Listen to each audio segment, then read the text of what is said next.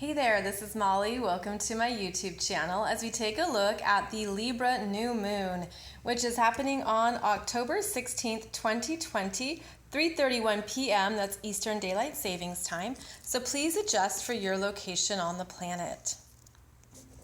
So let's take a look at this new moon chart. It's very dynamic. It has a lot of tension and stress, but it's also meant to move you forward. So let's look at what is happening here as the energies are speaking to each other. So we have the sun and the moon together at 23 degrees of Libra and 53 minutes. We then round up to 24 degrees. So you would find where 24 degrees of Libra is in your natal chart, specifically which house, and that's where you are setting a new intention with these Libra energies. Libra is how we share with others, how we cooperate, discuss, negotiate, the energies that we establish between each other that are objective, mental. You're trying to find some win-win solutions. There's a focus on peace, harmony, diplomacy. What can we work out? What can we talk through? How do we share with one another? And this is often the beginning point of sharing with someone through relationships, client relationships, partnerships, anything where you're meant to work with someone. This can also be through contracts, agreements, both formal and informal connections. So this is a new moon that highlights looking at relationships and how you share with others and what your intentions are right now in this part of your life, what you are understanding about relationships, and this could even be revealing to you a very important reality check. And so we have the sun and the moon at 24 degrees, squaring the planets in Capricorn that are all direct now. Jupiter at 19 degrees, Pluto at 22 degrees, Saturn at 25 degrees. There's tension here about something that maybe you want to work out in a harmonious fashion. There's something that, the intention is for it to be a win-win. But the pressure from these planets in Capricorn is to be realistic, think long-term. Is this in alignment with who you are and what you need? Is this the right direction for you? What is the best decision, commitment, and path to follow for the long term? And the energy is very interesting because you'll see how Pluto is here at 22 degrees, which is where it was in January 2020 when there was that exact conjunction between Pluto and Saturn. They're still conjunct, although Saturn is moving away as they're both now direct and Saturn's going to pull away. But there is pressure and something that needs resolution that probably started in January, or something that you've been working through this year. This new moon is actually applying more pressure to check in with what you can commit to for the long term that is balanced for you, strong for you, and doesn't sink you into some of the lower Libra energies. Now, the lower Libra energies are where you lose sight of who you are and what you need in order to maintain a relationship, for example, in order to keep the peace. You don't want to wave, so you just let things be. But it's really not a fit, or it really isn't satisfying. The Libra energy can be stuck in comparison. It can go back and forth with pros and cons. It can have analysis paralysis. It can be really wrapped up in what other people think or what other people want without an understanding of what is best for you. Now, on the other side of this Libra energy, we also have Mars retrograde still, 20 degrees Aries in what's called the opposition. And the opposition here is this Aries is still opposing the energies of Libra. And it's going to be building up before this new moon. And the energy that's coming through here is that Mars is reminding you of what you want, what you need. It's been an internal process of growth with this retrograde, of understanding what you can't compromise, where you can't give yourself away, but how you can energetically balance so that you're not stuck in a loop. Because the other thing that's strong here is not only do we have the tension with the sun and the moon to Mars, but Mars is in tension still with the planets here in Cappy, Team Cappy. And these are all in the cardinal signs.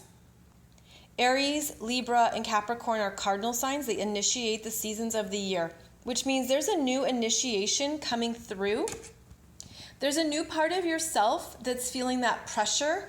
I'm getting the image of an egg cracking open with new life, a birthing energy, but you understand the people who are affected. And that could be where you're feeling stuck or tension is, how do I make the changes I need to make in my life? But I'm aware of the people who are involved. And, Libra wants to do right by people. It really wants things to be fair and that to be understood. Libra doesn't like anyone being mad at him. And so what you're looking for here is to make sure you're not going to be mad at yourself. That whatever decision you're making or whatever pressure you're feeling, the tension that's building, whatever is happening in your life that's creating a very big change, or at least something new must be birthed with this tension.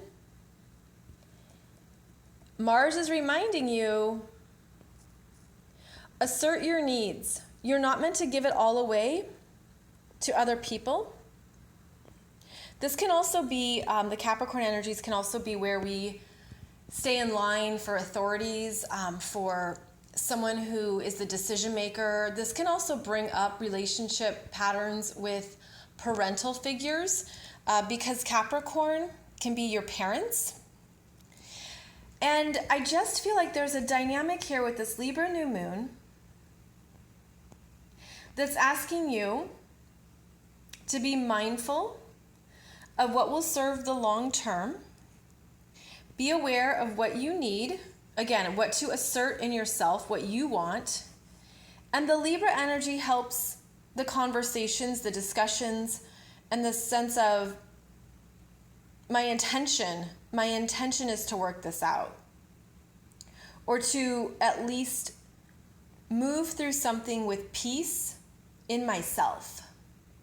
Now, a few more things that are at play here is that Libra is ruled by Venus.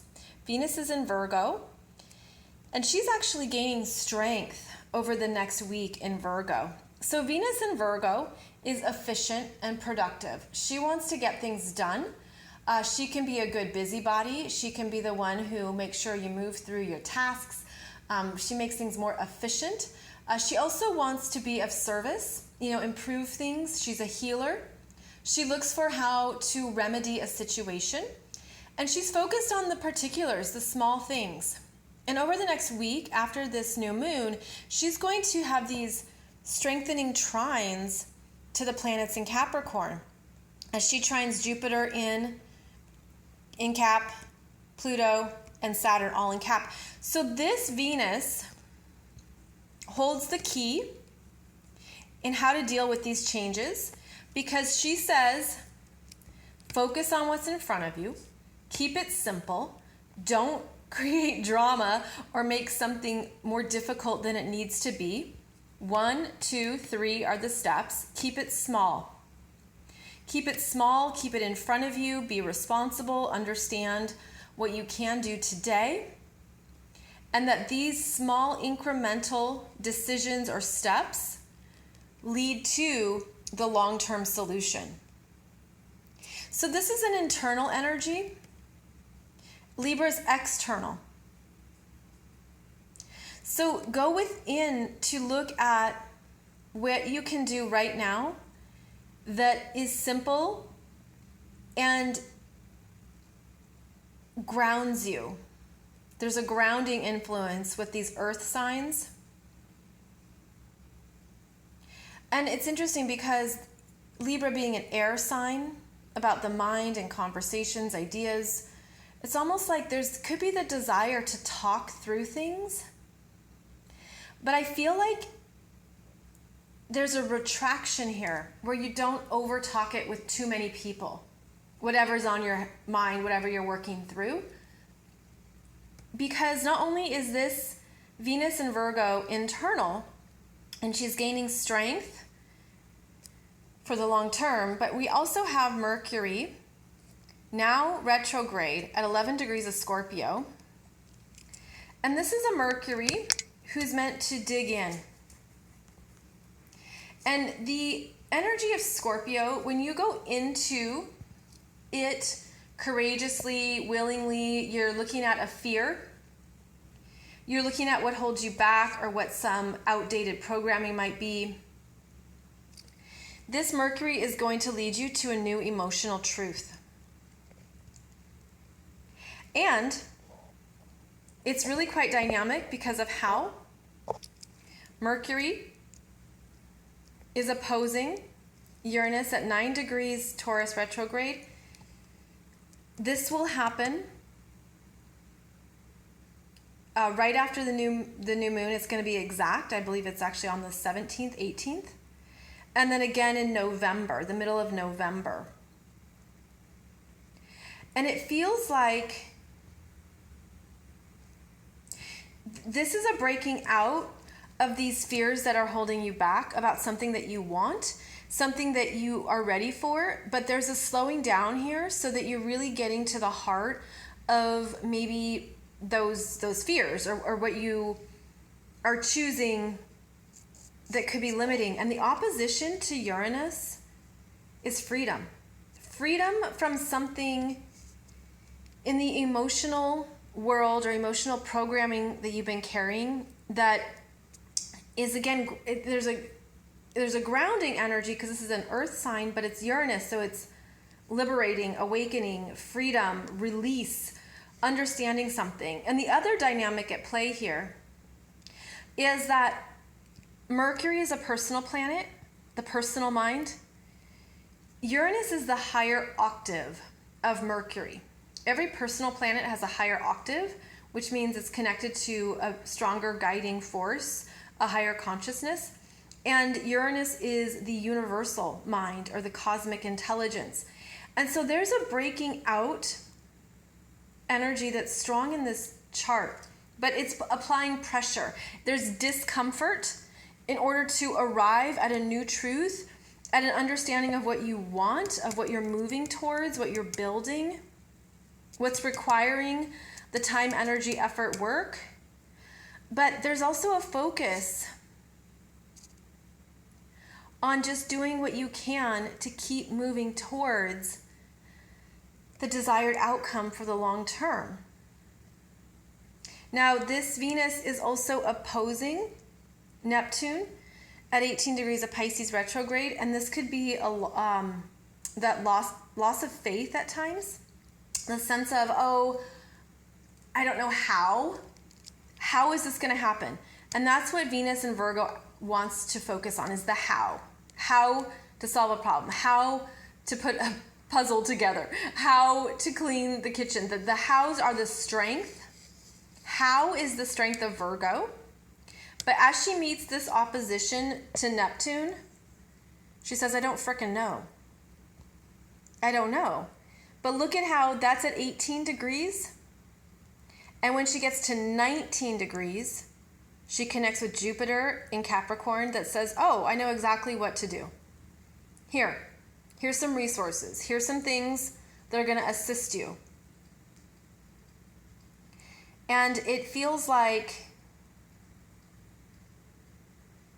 again, the energy feels, I'm going to say contained, meaning when you come to the earth signs for grounding and practical next steps, it's going to help you traverse any of this internal tension and conflict. And I also feel like, again, that the birthing energy, because these are the cardinal signs, something new is coming through you and you could be fighting it. You could be at war with yourself. You could be at war with your own mind. You could be, again, feeling like, okay, if I make this new decision, it's going to affect these people and I'm going to be responsible. Capricorn's very responsible.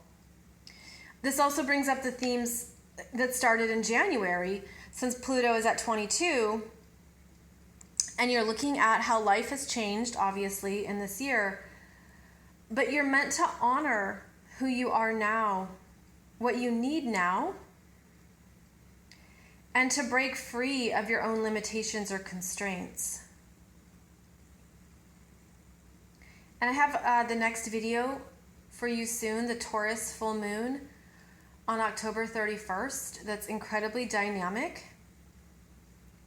And it's going to elevate the energy to the next level.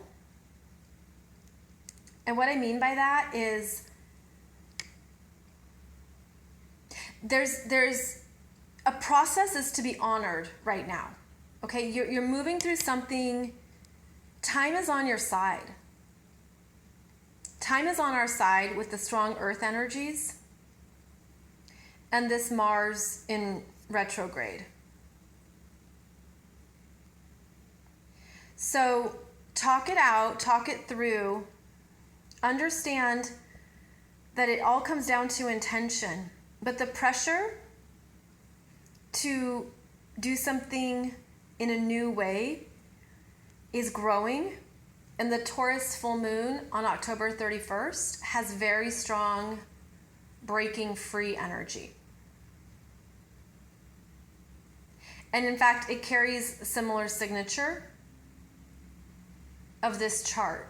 So the second half of October is moving us into new chapters, next steps, just staying clear in what you can do today, not giving up when this Venus is at 18 degrees and opposes Neptune, but knowing she's going to get support as she trines these 3 planets in Capricorn.